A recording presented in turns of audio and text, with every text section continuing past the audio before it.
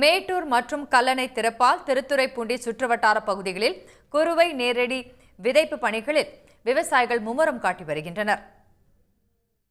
குறுவை சாகுபடிக்காக மேட்டூர் அணையில் இருந்து ஜூன் 12ஆம் தேதி முதலமைச்சர் மு.க.ஸ்டாலின் தண்ணீர் திறந்து வைத்தார்.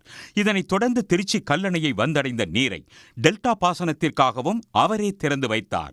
இதையடுத்து திருவாரூர் மாவட்டம் திருத்துறைப்பூண்டி சுற்றுவட்டார பகுதிகளான எழிலூர், நுணாக்காடு, மாங்குடி, கொத்தமங்கலம், ஆட்டூர், பள்ளங்கோவில் உள்ளிட்ட பல்வேறு பகுதிகளில் விவசாயிகள் நிலத்தை டிராக்டர் கொண்டு உழுது தற்போது குறுவை நேரடி விதைப்பு பணிகளில் மும்முரமாக ஈடுபட்டு வருகின்றனர். வடிகால் வசதி வெங்காயத்தாமரை மண்டி கடுமையாக கிடப்பதால் பின்னால் கேள்விக்குறியாக இருக்கிறது. இந்த வெங்காயத்தாமரை அகற்றி தருமாறு மிகவும் தாழ்மையுடன் கேட்டுக்கொள்கிறோம். இந்த விவசாயத்தை நம்பி தான் நாங்கள் வாழ்ந்து கொண்டு இருக்கிறோம். இந்த விவசாயத்துக்கு முக்கியத்துவம் கொடுக்கணும்னு அரசை வேண்டிக் கொள்கிறோம்.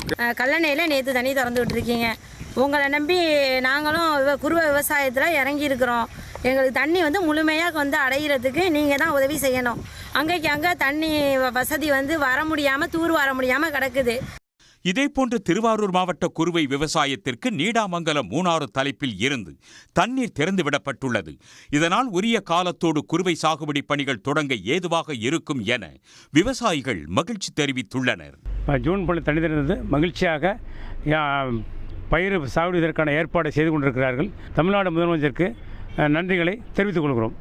தண்ணீர் கடமடை பகுதி வரையிலும் தண்ணீர் செல்லணும். முறை வைக்காமல் விட்டால் தான் கடமடை பகுதி வரையிலும் தண்ணீர் செல்லும். அப்படி செல்லும் பொழுது தான் அந்த விவசாயிகளும் பயன்பெறுவார்கள் என்பதை தெரிவித்துக் கொள்கிறோம்.